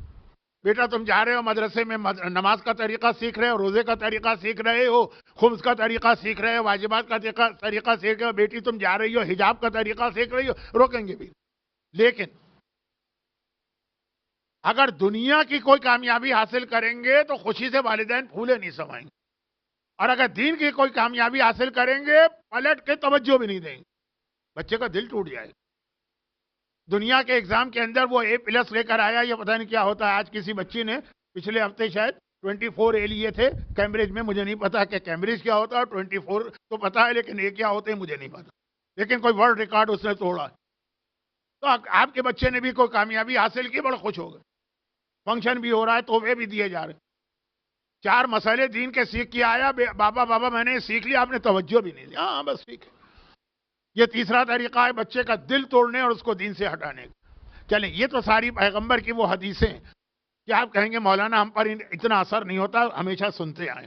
پیغمبر کا کام ہے کہنا، ہمارا کام ہے اپنے طریقے سے رہنا. لیکن آخری جملہ خطرناک ہے جس کے لیے حدیث میں نے پڑھی. پیغمبر نے کہا انہم براء منی وانا بریء منہم. جو ایسے والدین ہیں، بری کا مطلب ہے تبرہ، بیزاری، دوری. جو دشمن اہل بیت کو دیکھ کر آپ کے چہرے پہ تاثر آئیں گے وہ ہے بری. میں ان سے بیزار ہوں اور یہ مجھ سے بیزار. ان کا طریقہ بتا رہا ہے، دین میں لے کر آیا، اسلام میں لے کے آیا، اور میری نگاہ میں اسلام اتنا قیمتی ہے کہ اس کی خاطر میں اپنے حسین کو قربان کر رہا ہوں، اس کی خاطر میں اپنی زینب کی چادر قربان کر رہا ہوں. ساری قربانیاں پیغمبر نے دی. اتنا قیمتی، اور یہ اس کو اتنا حقیر سمجھ رہے ہیں. جب پیغمبر کی ذات پہ حملہ کیا ولید ابن مغیرہ نے تو قرآن کا جلال دیکھی. اور جب پیغمبر کے مقصد اور مشن پہ حملہ کر رہا، پیغمبر کہہ رہے کہ ان سے میرا کوئی تعلق. ان کا انداز بتا رہا ہے کہ وہ میری شکل نہیں دیکھنا چاہتے اور میں ان کی شکل نہیں دیکھنا چاہتا. اب اس سے زیادہ اللہ کا رسول ہمیں اور آپ کو کیسے پیغام. ایک جملہ میں کہہ رہا ہوں جو پورا ایک اشرا ہے، اشرا، لیکن ایک جملہ کہہ رہا ہوں. کبھی وقت ملا ہو سکتا ہے کہ آخری 2 مجلسوں میں تو تھوڑی سی وضاحت کروں گا، لیکن ایک جملہ سن لیجئے کیونکہ ہو سکتا ہے وقت نہ ملے تو یہ بات رہ نہ جائے. کہ اب یہ اولاد کے حوالے سے کل کی مجلس کا آخر تھا تبلیغ رسالت میں بچوں کا رول. آج کی مجلس علی اصغر کے واقعے سے تحفظ اسلام میں بچوں کا رول، اور پیغمبر کی خوشی اگر آپ کو حاصل کرنا، پیغمبر کی خوشی، پیغمبر آپ سے خوش ہو راضی. کتنی بڑی یہ چیز ہے، یہ کتنی بڑی عبادت ہے، پیغمبر آپ سے راضی اور خوش ہو جائیں. یہ ہم اور آپ تمنا کریں تو سمجھ میں آتا ہے نہیں. رب العالمین وہ یہ تمنا کر رہا ہے کہ حبیب کو راضی کرنا. وَلَسَوْفَ يُعْطِيكَ رَبُّكَ فَتَرْضَىٰ. اے حبیب ہم تجھے اتنا دیں گے، اتنا دیں گے، اتنا دیں گے کہ تو راضی ہو جائے. جس رسول کو راضی کرنے کے لیے اللہ قرآن میں اعلان کر رہا ہے کہ مجھے اپنے رسول کی رضامندی چاہیے. کائنات رضی اللہ تعالی عنہ جو صحیح ہیں تمنا کرتے ہیں اللہ ان سے راضی ہو جائے. اور یہاں آیت میں اللہ کہہ رہا ہے کہ میں اپنے حبیب کو راضی کرنا چاہتا ہوں. اور یہی خاصیت پورے خانوادہ رسالت میں آتی ہے. قرآن نے جہاں آقا حسین کی تعریف کی تو کہا راضیۃ مرضیہ، کہ تو اس حالت میں آیا کہ اللہ تجھے راضی کرنا چاہتا ہے. راضیہ الگ لفظ ہے، مرضیہ الگ لفظ ہے. راضی کرنا چاہتا ہے اللہ. تو اب ایک طرف اللہ ان کو راضی کرنا چاہتا ہے، کیا مطلب کہ یہ مجھ سے راضی ہو جائیں، یہ اللہ سے راضی ہو جائیں. اور ایک طرف ہماری حالت ہے کہ پیغمبر کہتے ہیں میں بیزار ہوں تم سے. یہ عظمت رسالت کی تقریر کا فائدہ کیا ہے کہ اگر انسان آخری نتیجہ لے کے جائے کہ رسول ہم کو دیکھنا بھی نہیں چاہتا. لیکن اس میں جو بات وہ یہ ہے کہ اولاد کے حوالے سے ایک پیغام سن لیجیے. یہ پورا ایک اشرا. موقع ملا تو کبھی اس پہ پڑھوں گا جس سال میرا دل چاہے گا. کہ یہ مجمع کا بھی آدھا مجمع ہے. یہ بھی مجھے ذرا دوبھر لگی جو چند مومنین نظر آ رہے ہیں 15 20 50 یہ بھی نہیں چاہیے ہوں گے. اس سال یہ اشرا پڑھوں گا. تو وہ کیا ہے کہ ہمارے یہاں جب اولاد کے حوالے سے بات کی جاتی ہے نا تو سارا زور ہوتا ہے ماں اور باپ پر. یاد رکھیے کہ اسلام کے اعتبار سے اولاد کا دیندار بننا نہیں، اولاد کا ایسا بننا کہ رسول بھی خوش ہو جائیں اور امام بھی خوش ہو جائیں، اس کے لیے 5-6 چیزیں، اور یہ 5-6 چیزیں ایسی ہیں کہ جو اپنے سے پہلے کی چیزوں کو ختم بھی کر دیتی۔ نمبر 1 تو یقیناً ماں اور باپ ہے، سب سے اہم ان کا حصہ ہوتا ہے، لیکن ایسا نہیں ہے کہ ماں باپ اگر غلط ہیں تو اولاد گئی، یا اگر ماں باپ اچھے ہیں تو اولاد بن گئی، نہیں، اس کے بعد آتا ہے ٹیچر کا رول، استاد، وہ والدین کے اثر کو بھی ختم کر دیتا۔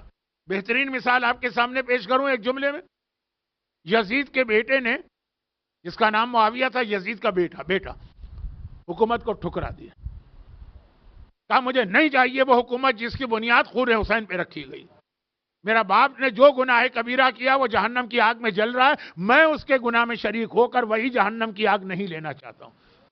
پورا ایک خطبہ ہے، اس کا وقت نہیں ہے تو میں نے خلاصہ کیا۔ خاندان نے اس کو تو زہر دے کے شہید کر دیا، اس کو زہر دے دیا، اور کمپلین اس سے یہی کی کہ بھائی اگر تمہیں نہیں لینا تھی حکومت نہ لیتے، اور بہت سارے امیدوار، حکومت کوئی ایسی چیز تو ہے نہیں کہ کوئی لینے والا نہ ہو، ایک انار اور 100 بیمار، ہر آدمی تیار، لیکن مجمع میں یہ بات کہہ کے ہماری ناک کٹانے کی کیا ضرورت؟ یہی بات ہم سے گھر میں کہہ دیتے کہ بھائی یہ حکومت مجھے نہیں چاہیے، تم اپنا کوئی اور حکمران بنا لو، تو کوئی اتنا پرابلم ہی نہیں ہوتا۔ تو خیر، اب میں کہہ رہا ہوں کہ اتنا ناراض ہوئے کہ اس کو زہر دے کے شہید کر دیا۔ اب ڈھونڈنا شروع کیا کہ آخر یزید کا بیٹا اور ایسا دیندار کیسے بنا، نتیجے پہ پہنچ گئے، کہا کہ یزید تو لگا تھا اپنی عیش و آرام میں، اس کو کیا پرواہ میرا بیٹا کہاں ہے۔ جو اس کا ٹیچر اتفاقاً مقرر کیا گیا تھا وہ پکا محب اہل بیت اور امامت کا قائل تھا، اس نے موقع سے فائدہ اٹھا کے اس کو ایسا ٹرین کیا کہ یزید کا بیٹا، جو میں نے ایک جملہ ابھی کہا نا کہ ماں باپ کا اثر بھی ختم ہو جاتا، یزید کا اثر ختم کر کے رکھ دیا استاد نے۔ تو یہ ٹیچر یا استاد کی اپنی اہمیت اتنی، میرے جملے کی ترتیب رکھیے گا ذہن میں، ہر آنے والی چیز پیچھے والی چیز کو ختم کر سکتی ہے۔ اچھا، اب ٹیچر کے بعد اہم چیز ہوتی ہے اس کے دوست اور ماحول۔ یہ ایسے ہیں کہ ماں باپ کا اثر بھی ختم کر دیتے ہیں اور پھر ٹیچر کا بھی۔ اب یہ ہر ایک پر میری الگ الگ مجلس بھی ہے تو ایک اشرا بن جاتا ہے، اور اس کی جو مثال ہے میں بہت ڈرتے ڈرتے دے رہا ہوں کہ توہین اہل بیت میں نہ جائے۔ ہمارے یہاں اکثر جب یہ بات ہوتی ہے کہ دیکھیے والدین تو اتنے نیک تھے، پتہ نہیں بیٹا کیسے خراب ہو گئے، تسلی دینے کے لیے کیا لوگ کہتے ہیں کوئی بات نہیں ہے، نوح کا بیٹا بھی تو بگڑ گیا، یہی جملہ کہا جاتا ہے نا کہ نوح کا بیٹا بھی تو بگڑ گیا۔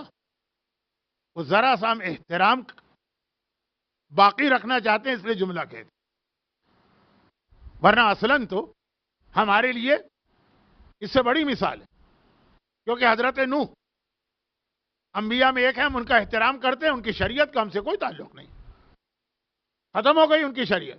اگر آپ کو کسی کتاب میں کسی حدیث میں مل جائے کہ نوح کے زمانے میں فلاں طریقے سے نماز پڑھی جاتی تھی، آپ نہیں پڑھ سکتے، وہ بھی تو نبی تھے نا، وہ غلط نماز تو نہیں پڑھتے ہوں گے، لیکن آپ نہیں پڑھ سکتے۔ میں بطور مثال کہہ رہا ہوں، نبی ہیں، ان پر ایمان لانا واجب ہے، ان سے محبت کرنا واجب ہے، ان کا احترام واجب ہے، ان کی شریعت پہ عمل نہیں ہوگا۔ شریعت پہ عمل کس کی ہوگا؟ رسول اور آل رسول۔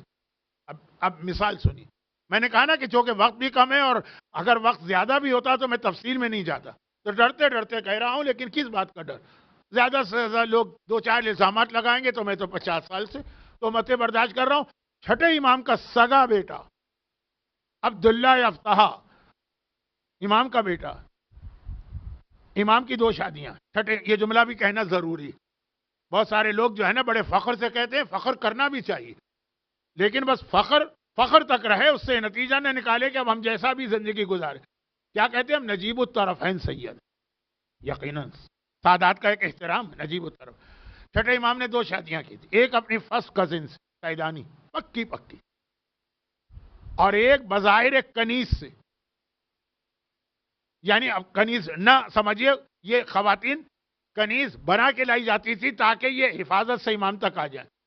وہ تھی بہت دور، مراکش اور تیونس کے علاقے کی، ام حمیدہ۔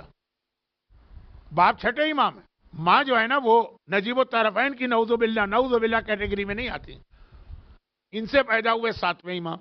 اور وہ جو سیدانی سے شادی کی، اور سیدانی فرسٹ کزن، اس سے پیدا ہوا عبداللہ افتہا۔ چھٹے امام کے فوراً بعد اس نے ساتویں امام پہ تہمت لگائی کہ یہ جھوٹا امام ہے، امامت میرا حق ہے، یہ جعلی امام بن کے میرے حق پہ قبضہ کرنے آ گیا ہے، یہ جھوٹ بول رہا ہے، یہ امانت میں خیانت کر رہا ہے. نعوذ باللہ، ایسے سخت الفاظ جو دشمنان اہل بیت بھی باقی معصومین کے لیے نہیں کہتے. بھائی کہہ رہا ہے، اور ایسا بھائی جس کے باپ اور ماں دونوں کے دونوں. اب میں باپ کا تو کیا ذکر کروں، یہ تو توہین ہے، لیکن امام معصوم، ماں سیدانی، ساتویں امام کی ماں ایک کنیز بظاہر ام حمیدہ، وہاں امامت گئی ہے اور یہاں پہ جھوٹی. اس نے خالی یہ کہا، یہ نہیں کہا، باقاعدہ اپنے آپ کو امام ڈکلیئر کر کے چھٹے امام کے گھر پہ قبضہ کر کے چھٹے امام کی مسند پہ جا کے بیٹھ گئے. اچھا، اب یہ جو تھا، اب یہ پورا واقعہ بہت دلچسپ ہے، لیکن ٹائم بھی نہیں ہے، اور شاید ٹائم ہوتا بھی تب بھی سینسیٹیو ہے ذرا. امام کی زندگی ہی میں اس کے آثار خراب ہونے لگے. تو امام کے بعد اصحاب نے پوچھا کہ مولا یہ آپ کا بیٹا ہے؟ کیونکہ امام نے کہا اس سے ہوشیار رہنا، ہوشیار رہنا اس سے. معلوم تھا نا کہ میرے بعد یہ کیا فتنہ برپا کرے گا. اگر کوئی بنو امیہ بنو عباس کا آدمی جھوٹی امامت کا دعویٰ کرے، سارے شیعہ سمجھ جائیں گے. خاندان کا آدمی، سگا بھائی، یعنی سگا بیٹا، ساتویں کا بھائی، وہ اگر یہ دعویٰ کرے، لوگ تو کنفیوز ہو جائیں گے نا. یہ بھی قابل احترام، وہ بھی قابل احترام، بلکہ یہ تو ڈبل قابل احترام، یہ نجیب الطرفین ہے. امام نے کہا ہاں، آج کل یہ جن دوستوں میں اٹھ بیٹھ رہا ہے، دوست، ماحول، وہ سارے گمراہ ہیں. اس کی دوستیاں جن لوگوں سے ہو گئیں، وہ اس کو ہٹا دیں گے سیدھے راستے سے، اور ہٹا دیا. اب یہ عبداللہ افتح اس کا نام ہے، پورا فرقہ بن گیا افتحی فرقہ، جو مراجع کے لیے آج تک درد سر ہے یہ فرقہ. اب یہ کل بتاؤں گا، آج نہیں کل تو شب جمعہ ہے، پرسوں بتاؤں گا. درد سر ہے آج تک یہ فرقہ افتحی، آج تک. کتنے سال ہو گئے اس کو ختم ہوئے. تو اب یہ جو تھا، اس نے اپنے ترتیب، والدین کا جو اثر تھا وہ بھی ختم کر دیا، اپنے اساتذہ کا اثر بھی ختم کر دیا. کس نے، کس وجہ سے؟ تیسری چیز جو آئی تھی، اور وہ تھا ماحول اور دوست، فرینڈ سرکل، جو آج کل تو بہت بڑا مسئلہ ہے. آپ کو بھی نہیں پتا کہ آپ کے بچوں کے دوست کون ہیں. آپ دیکھیں گے جو اسکول کے ساتھی ہیں، جو محلے کے ساتھی ہیں، جو مسجد کے ساتھی ہیں، یہ جو آن لائن واٹس ایپ کے جس گروپ میں ہیں، یہ جو فیس بک پہ جن جن کو فالو کر رہے ہیں، وہ تو آپ کو بھی نہیں پتا کون ہوں گے وہ. یہ ہے خطرناک. یہ پہلی تین چیزوں کو ختم کر دے دیں، اور الٹا بھی ہے. لیکن اب جلدی سے چوتھی چیز بیان کر کے پانچویں چیز پہ آ کے مصائب کی طرف آؤ. اور پھر آتا ہے اس کے بعد، ماحول کے بعد چوتھی چیز وہ آتی ہے رزق. جو پیٹ میں لقمہ جا رہا ہے وہ کیا؟ وہ اگر حرام کا ہے تو چاہے والدین بہترین ہوں، چاہے اساتذہ بہترین ہوں، چاہے دوست و احباب بہترین. پیغمبر کا ایک واقعہ میں نے 2 سال پہلے اس ممبر پہ پڑھا تھا، جو پیغمبر کو حرام کھلانے کی ناکام کوشش کی. یہ 4 چیزیں، ان 4 چیزوں کا خلاصہ سنیں. فرض کیجئے والدین بہترین ہیں، یا فرض کیجئے کہ اس کے بعد استاد بھی بہترین ہے، فرض کیجئے اس کے بعد ماحول بھی بہترین ہے، رزق غلط ہے، بگڑے گا. اور الٹا بھی ہے، والدین بہت برے ہیں لیکن استاد سنبھال لے گا، یزید کا بیٹا. استاد بھی برے ہیں، ماحول سنبھال لے گا. ماحول بھی برا ہے، رزق اگر حلال کھا رہا ہے سنبھل جائے گا. اور ان سب کے بعد آخری چیز کہ یہ سب بھی اگر غلط ہوں تو اللہ نے ہر انسان کے اندر نفس سے لوامہ رکھا ہے، جو اس کو سیدھے راستے پہ لے کے آ جاتا، اس کو نہ مرنے دیں. اگر وہ زندہ ہے نا تو پہلی 4 چیزیں بھی اگر آپ کے خلاف ہیں، والدین بدترین، ماحول بدترین، اساتذہ بدترین، پوری زندگی رزق حرام کھایا، وہ سنبھال لے گا. اب وہ اس کو کیسے زندہ رکھے، یہ انشاءاللہ 2-3 دن کے بعد آئے گا. آج ذرا لفظ بھی بڑا مشکل ہے نا، بچے تو سمجھے بھی نہیں ہوں گے نفس لوامہ کیا. اب یہ تو کل کی مجلس کے آخر کا جملہ، بچوں کا رول. آج کی مجلس بچوں کا رول، خالی رول نہیں، پیغمبر ہم سے بیزار نہ ہونے پائے. ہمارے لیے تو وہی قیامت ہے، ہماری جہنم وہی. ہماری جہنم وہ آگ اور سانپ اور بچھو اور کوڑے والی جہنم نہیں. ہماری جہنم ہے اگر پیغمبر کہہ دے کہ میں تمہیں دیکھنا نہیں چاہتا. اس سے بڑی جہنم ہمارے لیے کوئی نہیں. چاہے کوئی ہمیں جنت میں لے جا کے بٹھا دے، لیکن پیغمبر کا جملہ ہمارے لیے کافی ہے. وہ اولاد کے حوالے سے. باقی باتیں انشاءاللہ کل ہوں. اور یہاں آپ کو نظر آئے گا کہ اہل بیت کے گھرانے میں ہمارے سامنے خالی مردوں اور عورتوں کی مثالیں نہیں آئیں، چھوٹے چھوٹے بچوں کا بھی جو ہمارے سامنے کردار آیا. صرف ایک جملہ اس لیے کہہ رہا ہوں کہ یہاں کے اوقاف کے کیلنڈر کے حساب سے آج کی تاریخ طفلان مسلم کی شہادت کی تاریخ. اب پورے مصائب بھی پڑھنے چاہیے تھے، لیکن چونکہ ہمارے ہاں تاریخ کوئی اور بھی ہے اور اب وقت نہیں رہا، ورنہ ارادہ تھا، لیکن بہرحال اب نہیں پڑھ سکتا میں. طفلان مسلم، دو چھوٹے بچے، باپ سے بھی دور ہو گئے، ماں سے بھی دور ہو.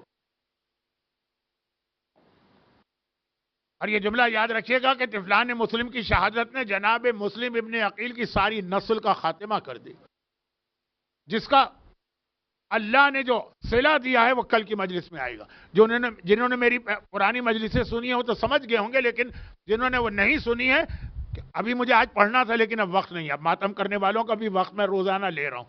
طفلان مسلم، دیکھیں کربلا کے جو بچے تھے نا، ان کے ساتھ یا باپ تھا یا ماں تھی، اپنے سارے کے سارے خاندان کے بچے تھے. لیکن میں یہ نہیں کہہ رہا ہوں کہ اگر یہ نہ ہوتے تو نعوذ باللہ وہ بچے بھی گڑ جاتے، لیکن ایک حوصلہ ملتا ہے نا، ایک سہارا ملتا ہے نا ایک دوسرے سے. ہمارے لاکھ لاکھ سلام ہو ان دو معصوم شہزادوں پر. ایک کا نام ہے محمد، ایک کا نام ہے ابراہیم. آج بھی آپ مسیب میں جا کے ان دو بچوں کی زری کی زیارت کرتے ہیں نا، باپ سے بھی الگ ہیں اور ماں سے بھی الگ. اگرچہ اس میں اختلاف ہے کہ یہ والدین سے الگ کیسے ہوئے. بعض روایتوں میں ہے کہ جناب مسلم ابن عقیل کے ساتھ کوفے آئے تھے، اور مسلم ابن عقیل نے اپنی زندگی کے آخری دنوں میں یہ بچے قاضی شرح کو دے دیے تھے کہ یہ حفاظت کر کے مدینے پہنچا دینا، یا آقا حسین تک نہیں، مدینے کہا تھا، مدینے پہنچا دیا. بعض روایتوں میں کہ ایسا نہیں ہے، یہ تو اپنی ماں کے ساتھ کربلا آئے تھے، اور جب کربلا سے یہ بیویاں قید کر کے لے جائی گئی تھی تو یہ قیدی بن کے آئے تھے. لیکن کوفے کے قریب جب پہنچے اور وہ جو بلوا، ہجوم، بھیڑ بھاڑ، مجمع، لوگ ادھر سے ادھر آ رہے ہیں ادھر، اس میں یہ دو بچے جو تھے وہ بچھڑ گئے. اور پھر وہ پوری روایت آپ سنتے ہیں، میں پڑھتا لیکن وقت نہیں، بس صرف اس لیے کہ آج کی رات کی ایک مناسبت. طفلان مسلم جب گرفتار نہیں ہوئے، ابھی گرفتار نہیں ہوئے، گرفتار ہو گئے تھے، قید خانے میں رکھے گئے تھے، لیکن قید خانے کے داروغہ کو اپنا تعارف کرایا. وہ قدموں پہ گر پڑا کہ مجھ سے کتنی بڑی گستاخی ہوئی کہ میں نے 1 سال آپ کو اس ظلم کے ساتھ رکھا ہے. مجھے کیا معلوم تھا وہ اولاد رسول ہے. میں دروازہ کھولتا ہوں، آپ رات کے اندھیرے میں چلے جائیے. روایتیں آپ نے سنی بھی ہیں. اور یہ بچے جب نکلے اور چلتے چلتے پھر وہ صبح کا وقت آ گیا، ایک درخت پہ جا کے چھپ کے بیٹھے. مالک مکان جو قریب میں عورت رہتی ہے، اس کی کنیز پانی بھرنے آئی، جھکی تو دیکھا کہ 2 چہرے نظر آ رہے. بہرحال لے کے گئی نا اپنی وہ مالکن کے پاس جو محب اہل بیت. اور جب اس کو پتا چلا، بلکہ پتا کیسے چلا، بچے گھر میں داخل ہوئے، ایک مرتبہ گھبرا کے کہا تم کون ہو، تمہارے بدن سے ایسی اچھی اور بھینی بھینی خوشبو آ رہی. تعارف کرایا ہم کون ہیں. اس نے جلدی سے پچھلے کمرے میں چھپا دیا، کیونکہ اس کا شوہر ایک روایت کے مطابق داماد نہ صرف یہ کہ دشمن اہل بیت تھا، بلکہ انہی بچوں کو ڈھونڈتا پھر رہا تھا. ابن زیاد نے اعلان کیا تھا، بچوں خاموشی سے پچھلے کمرے میں جا کے آرام کرو. اگر میرا شوہر آ گیا، داماد ہو کے جو میں ایک لفظ ایک ہی استعمال کروں، آواز نہ نکلنے پائے، کیونکہ وہ بڑا ظالم. دونوں بچے پچھلے کمرے میں جا کے سو گئے. آپ نے سنا آدھی رات کا وقت، وہ آ گیا اس کا داماد، اس کو کیا پتا گھر میں کون ہوتا، تھکا ہوا آیا تھا، پورا دن بچوں کو ڈھونڈا تھا، حتیٰ اتنا ڈھونڈا اس کا گھوڑا مر گیا اور وہ پیدل آیا، بہت تھکا ہوا، سو گئے. بچے ایک دوسرے کے گلے میں باہیں ڈال کے سو رہے ہیں. آدھی رات کو ایک دم سے چھوٹے بھائی کی آنکھ کھلی، رونے لگا. بڑے بھائی کی آنکھ کھل گئی چھوٹے بھائی کی آواز سن کر. بھیا کیا بات ہے، بہت زیادہ فرق نہیں ہے، 1 سال کا فرق ہے، لیکن بڑا بھائی بن رہا. چھوٹے بھائی نے کہا کہ بھیا میں نے ابھی خواب میں دیکھا تھا ہمارے بابا آئے ہیں. 1 سال کے بعد بابا کو خواب میں دیکھا ہے، لیکن اکیلے نہیں آئے ہیں، ہمارے جد رسول خدا بھی آئے ہیں، ہمارے جد علی مرتضیٰ بھی آئے ہیں، ہماری جدہ فاطمہ زہرا بھی آئی ہیں، ہمارے جد حسن مجتبیٰ بھی آئے ہیں. اور میں نے دیکھا کہ اللہ کے رسول نے ہمارے بابا کو دیکھ کے کہا کہ اے مسلم، تم اپنے بچوں کو کہاں چھوڑ کے آ گئے ہو؟ بابا نے کہا کہ یا رسول اللہ، بس یہ بچے آج رات میرے پاس آنے والے ہیں.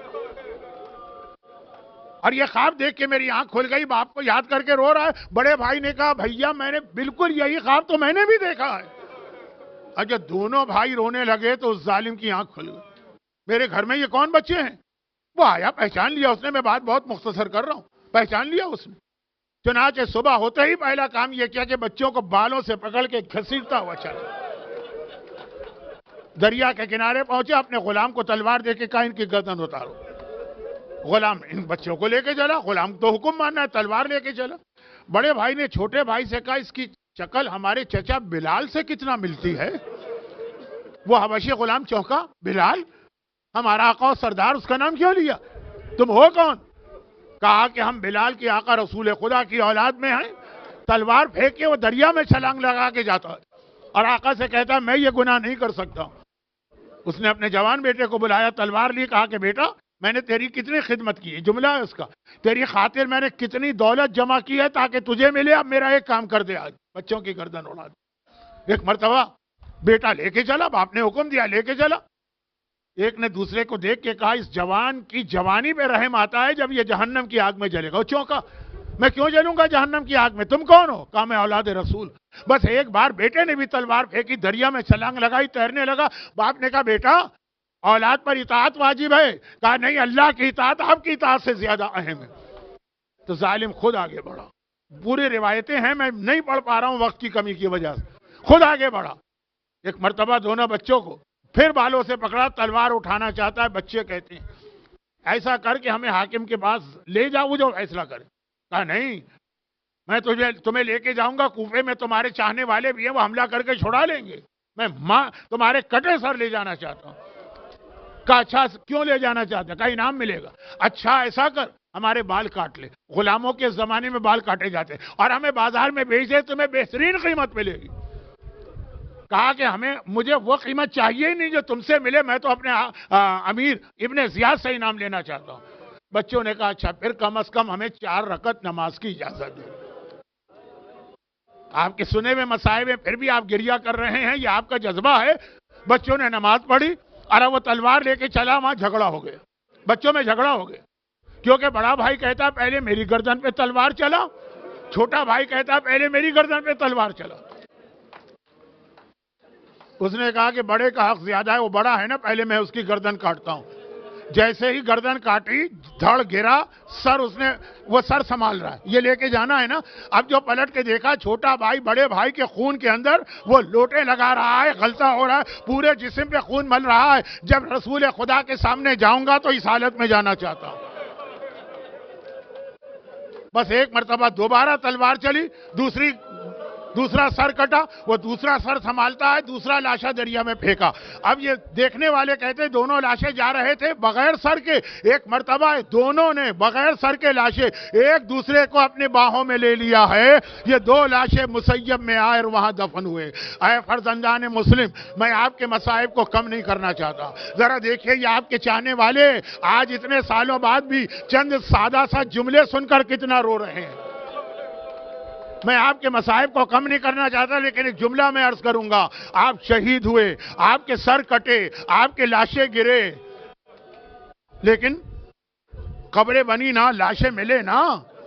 ایک وہ منزل بھی تھی جب کربلا سے قافلہ جا رہا ہے اور راستے میں اونٹ دوڑائے جا رہے ہیں، پتہ نہیں کتنے ننھے بچے زمین پہ گر رہے ہیں، اور عمر سعد کہہ رہا انہی بچوں پر سے لاشوں کو گزار دو۔ ارے قبر تو چھوڑیں، وہاں لاشیں بھی سلامت نہیں ہیں، اونٹوں کی سوپوں تلے، گھوڑوں کی ٹاپوں تلے وہ لاشیں ٹکڑے ٹکڑے ہو رہے۔ زینب فریاد کرتی ہے قافلہ روک دے، عمر سعد نہیں روکتا۔ تو اب زینب نے طریقہ یہ اختیار کیا کہ جب کوئی بچہ گرتا ہے، زینب بھی چلتے اونٹ سے اپنے آپ کو گرا دیتی ہے۔ عمر سعد کو زینب کو زندہ لے جانا انعام ملے گا، مجبوراً قافلہ روکتا ہے، زینب کی وجہ سے باقی بچے بچے، زینب نے اٹھایا، لیکن جتنے آرام سے آپ نے سنا اور میں نے پڑھا، کیا یہ جملہ اتنے ہی آرام کا ہے؟ نہیں، زینب چلتے اونٹ سے اپنے آپ کو گرا رہی ہے۔ گرنے والا ہمیشہ ہاتھوں کو بڑھا کے سہارا لیتا ہے۔ اللہ، ثانیہ زہرا، زینب کبریٰ، دونوں ہاتھ گردن سے بندھے ہیں، اور اس حالت میں جب زمین سے ٹکراتی ہیں سر زخمی ہوتا ہے، جب شام پہنچی تو سارا سر خون سے بھرا ہوا۔ اجرکم اللہ